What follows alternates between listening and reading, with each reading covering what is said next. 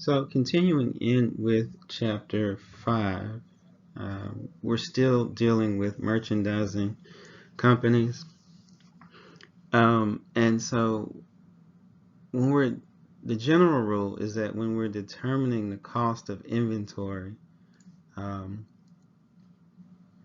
or when we're determining the amounts that are properly included in inventory, we want to include all goods that a company owns, even if they're not physically on site.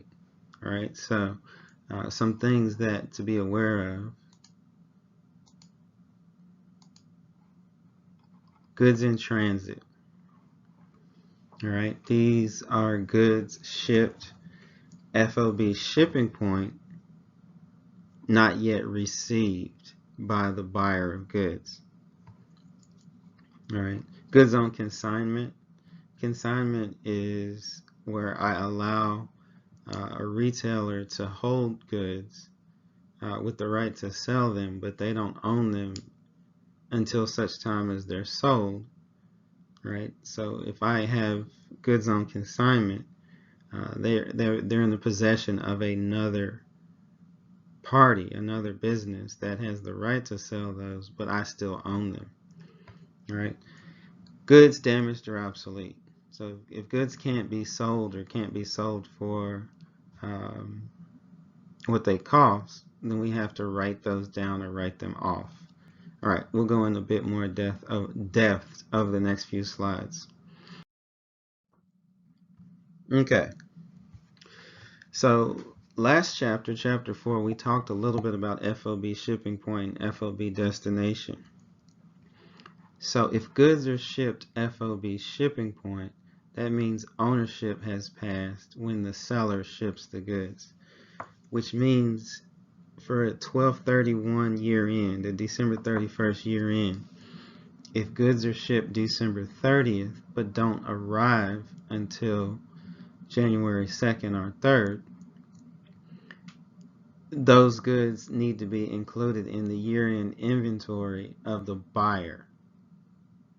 All right. Alternatively, if a seller ships goods on December 30th and their FOB destination point and they don't show up until the 3rd, well, that inventory needs to be included on the books and in the accounting records of the seller. All right. So that's how that works. Goods on consignment. All right. So consigned goods, if you there still exists consignment shops where you could drop things off, and the shop will try to sell those things, and if they sell those items, usually clothing or furniture, then they're obligated to pay you for it.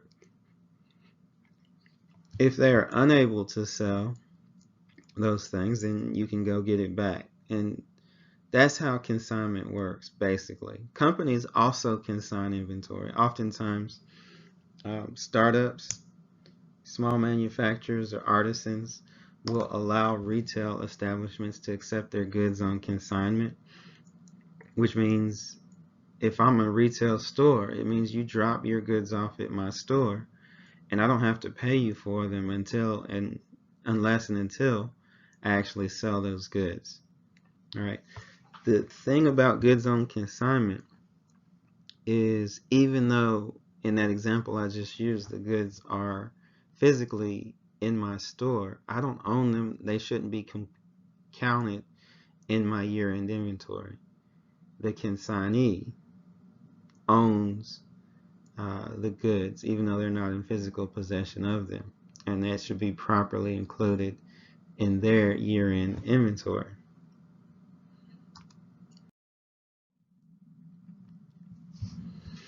Damaged or obsolete goods.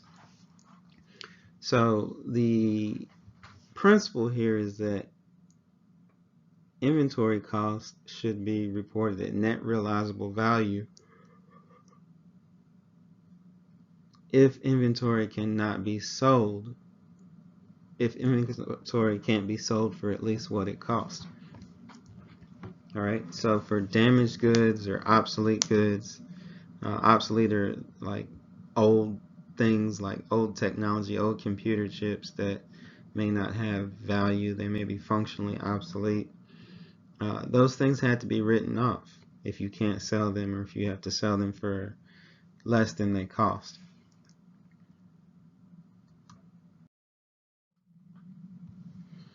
Okay, so when we're determining inventory cost, the general rule is that all cost, all expenditures necessary to get inventory on site and ready to be sold are inventory cost.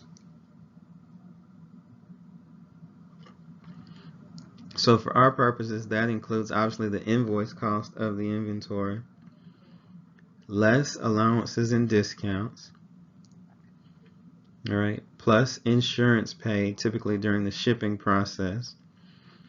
If there's cost to store those items, that increases the cost of inventory, plus the cost of shipping. All right. All of those things directly increase the inventory asset account for the seller of goods.